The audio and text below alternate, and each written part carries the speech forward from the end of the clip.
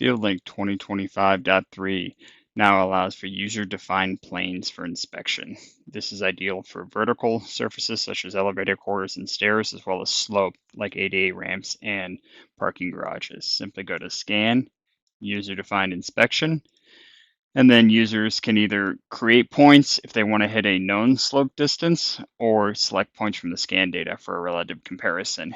Hit Create after selecting those points, Accept, and then Inspect.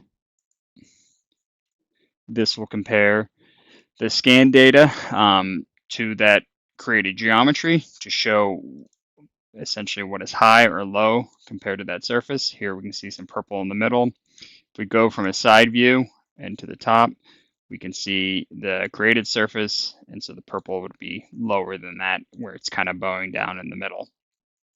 Please reach out to your nearest building point representative if you have any questions.